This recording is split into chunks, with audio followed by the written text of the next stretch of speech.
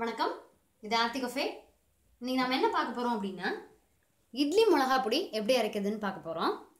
இட்லி மிளகாய் பொடி செய்ய தேவையான பொருட்கள்: உளுந்து, முழு தோல் நீக்கின உருட்டு உளுத்தம் பருப்பு 1 பங்கு, கடலைப்பருப்பு 1/2 பங்கு, வெள்ளை எள்ளு 1/2 பங்கு. அதாவது நம்ம எதில் அந்த உளுத்தம் பருப்பு மெஷர் பண்ணுறோமோ அதுலேயே இது உளுத்தம் பருப்பு 1 பங்கு, கடலைப்பருப்பு 1/2 பங்கு, வெள்ளை எள்ளு 1/2 பங்கு. குண்டு மிளகா, குண்டு வரமிளகா ஒரு 10. நான் 100 கிராம் உளுத்தம்பருப்பு, 50 கிராம் வெள்ளை எள்ளு, 50 கிராம் கடலைப்பருப்பு எடுத்திருக்கேன். அதுக்கு 10 குண்டு மிளகா வரமிளகா எடுத்திருக்கேன். 3/4 டீஸ்பூன் தூள் பெருங்காயம், 1 டீஸ்பூன் பொடியாக்கின வெல்லம், உப்பு 1/2 டீஸ்பூன், மிளகாயும் உப்பும் நமக்கு தேவையான அளவுக்கு, எண்ணெய் ரீஃபைண்ட் ஆயில் ஒரு 1/2 டீஸ்பூன். ஸோ இப்போ இதை எப்படி நம்ம இதை ப்ரிப்பேர் பண்ணுறதுன்னு பார்க்கலாம். வெள்ளை எள்ளை முதல்ல எடுத்துக்கலாம். ஃபஸ்ட்டு எண்ணெய் விடாமல் வரட்டு வாணலியில் எள்ளை வறுத்து எடுத்துக்கிறோம். ஸோ எள்ளு வறுக்கிறதுக்கு பதம் என்னன்னு பார்த்தீங்கன்னா, அந்த வறுபடும் பொழுது டப் டப்புன்னு ஓசை கேட்கும், பொரியும் எள்ளு. ஸோ அதை இப்போ நம்ம வறுக்கிறத பார்ப்போம். இதில் நம்ம எண்ணெய் விடாமல் தான் எள்ளை வறுக்கணும்.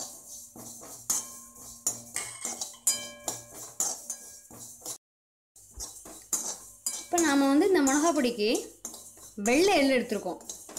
கருப்பு எள்ளும் எடுத்துக்கலாம். இப்போ மிளகாய் பொடியோட கலர் கொஞ்சம் டார்க்காக இருக்கும்.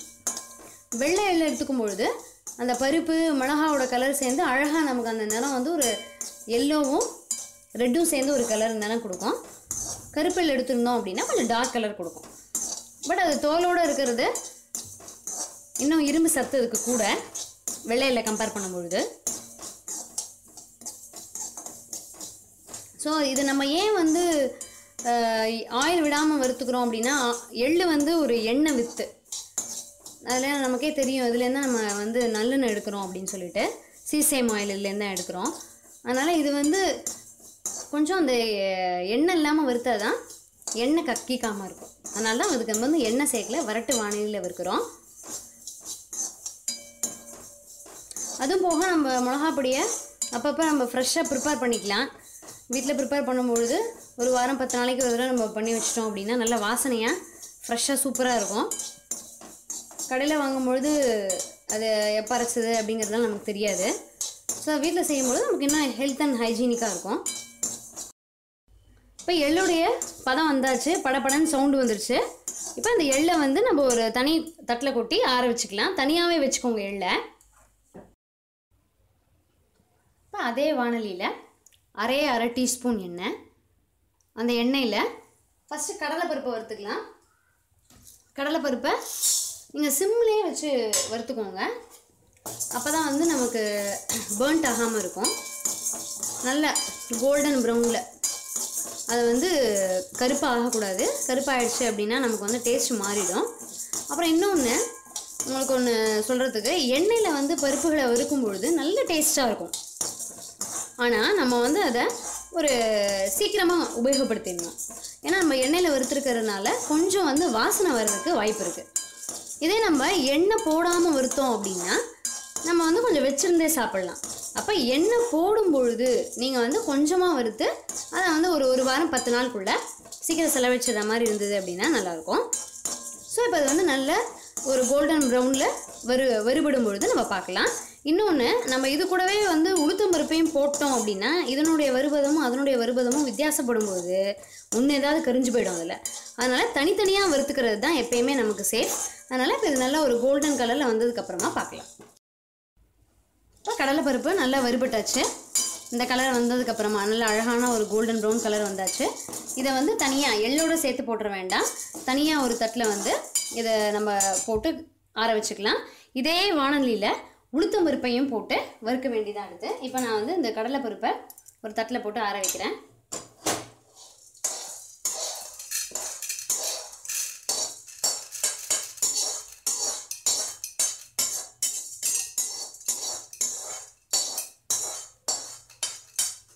இதில் இனிமேல் எண்ணெய் சேர்க்க வேண்டாம், நமக்கு இந்த அளவு எண்ணெயே போதும். இப்போ இதில் நான் உளுத்தம் பருப்பு எடுத்து போட போகிறேன். இந்த அப்படியே நம்ம அதே மாதிரியே நல்ல அழகான ப்ரௌனுக்கு கரிச்சிடாமல் இருக்கணும். இப்போ ஆல்ரெடி நான் உங்களுக்கு சொன்னது தான் திருப்பி ஞாபகப்படுத்துகிறேன். எண்ணெய் போடும் பொழுது டேஸ்ட் ரொம்ப அபாரமாக இருக்கும். அதனால் அந்த எண்ணெய் போட்டு வறுத்து நம்ம வந்து ஒரு ஷார்ட் பீரியடில் சீக்கிரமாக செலவழிச்சிடலாம். ஆனால் நம்ம கொஞ்சம் டைம் எடுக்கும்பொழுது அந்த எண்ணெயினுடைய வாசனை கொஞ்சம் ஒரு மாதிரி இருக்கும். அப்போ நம்ம கொஞ்சம் இன்னும் கொஞ்ச நாள் நம்ம வச்சுக்கணும் அப்படிங்கும்பொழுது எண்ணெய் போடாமல் வறுத்து இதை செஞ்சுக்கலாம். இப்போ உளுத்தம் பருப்பும் நல்லா அழகாக கோல்டன் ப்ரௌனில் வந்து வறுபட்டாச்சு. இதையும் நம்ம எடுத்து அந்த கடலைப்பருப்போடு கொட்டிக்கலாம். நல்லா ஞாபகம் வச்சுக்கோங்க, எள்ளு வந்து தனியாக தான் இருக்கணும். இப்போ இதை வந்து கடலைப்பருப்பில் கொட்டி இதையும் ஆற வச்சுக்கலாம்.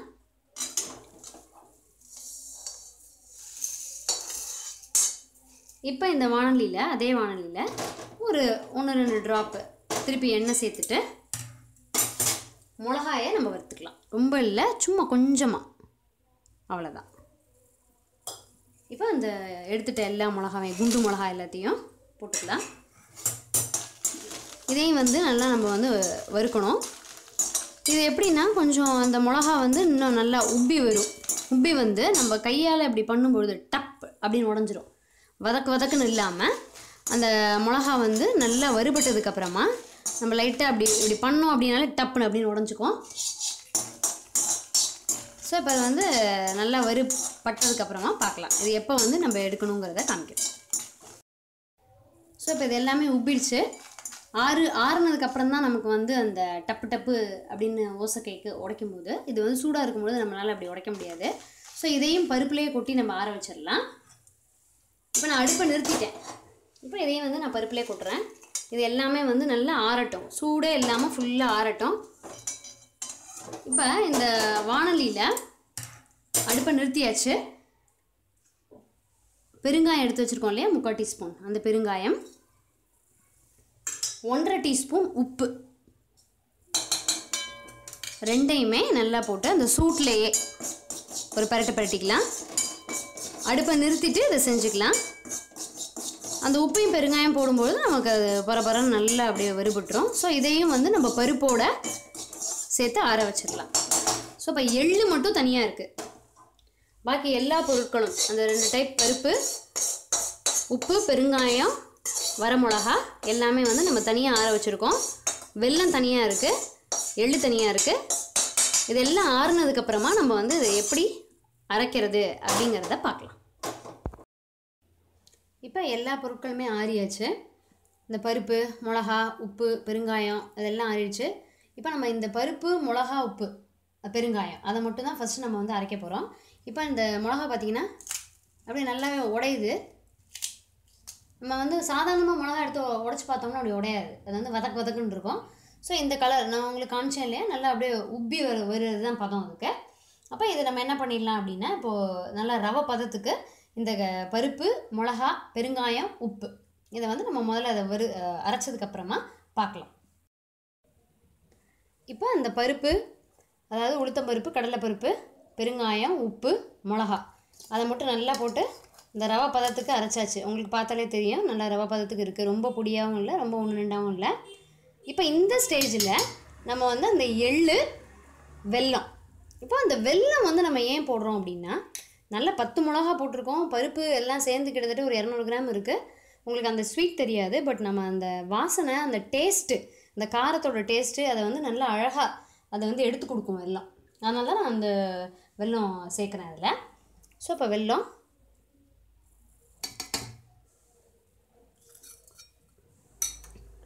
அப்போ ஃபஸ்ட்டு நம்ம தனியாக வறுத்து ஆற வச்சுருந்த எள்ளு அதையும் நம்ம இதில் போட்டுக்கலாம்.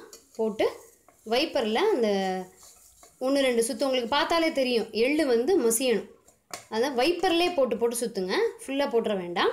எவ்வளோ தூரத்துக்கு நமக்கு அந்த மசியல் அந்த கரெக்டாக பார்த்தா நம்ம எல்லாம் ஒன்றா சேர்ந்துருக்கோ அந்த அளவுக்கு நீங்கள் வைப்பரில் போட்டு ஆஃப் பண்ணி எடுத்துக்கலாம். இப்போ நான் அந்த வைப்பரில் போட்டுட்டு உங்களுக்கு எப்படின்னு காமிக்கிறேன். இப்போ அந்த வறுத்த எள்ளு, வெல்லம் எல்லாத்தையுமே அந்த பருப்போடு போட்டு வைப்பர்லேயே போட்டு மஸ்ட் வச்சாச்சு. ஸோ இப்போ அருமையான வாசனையான ஹெல்த்தி அண்ட் ஹைஜீனிக் மிளகா பொடி நம்ம வீட்டிலையே அரைச்ச இட்லி மிளகா பொடி ரெடி ஆகிடுச்சு. வாசனை வந்து ரொம்ப சூப்பராக இருக்குது. ஸோ இப்போ இந்த இட்லி மிளகா பொடி அரைச்சி வச்சுட்டு நான் சூடாக இட்லி மாற்றி வச்சுட்டேன். இப்போ சாப்பிட்றதுக்கு ரொம்ப அப்படியே எப்படா சாப்பிடுவோம் அப்படின்னு ரொம்ப பரபரப்பாக இருக்குது. இட்லியில் கொஞ்சம் நல்லெண்ணெய் விட்டு மிளகா பொடியும் நல்லெண்ணெயில் குழச்சி இப்படி சாப்பிட்டோம் அப்படின்னா சூப்பராக இருக்கும். அழகாக நீங்கள் இந்த இட்லியை வந்து மிளகா பொடியில் பிரட்டி எடுத்து வச்சோம் அப்படின்னா ஈவினிங் காலம்புற வச்சது ஈவினிங் சாப்பிட கூட சூப்பராக இருக்கும். அந்த மாதிரி அருமையானது உள்ள ஊறி அழகாக ரொம்ப டேஸ்டியாக இருக்கும். ஸோ நீங்கள் வந்து கண்டிப்பாக அதை ட்ரை பண்ணி பாருங்கள். அந்த வீடியோ பிடிச்சிருந்தா லைக் பண்ணுங்கள், உங்கள் ஃப்ரெண்ட்ஸ்க்கும் ரிலேட்டிவ்ஸ்க்கும் ஷேர் பண்ணுங்கள். நிறைய ரெசிபீஸ் பார்க்குறதுக்கு சேனலை சப்ஸ்கிரைப் பண்ணி வச்சுக்கோங்க. இன்னும் ஒரு நல்ல ரெசிபியோட உங்களை அடுத்த எபிசோடில் மீட் பண்ணுறேன். தேங்க்யூ.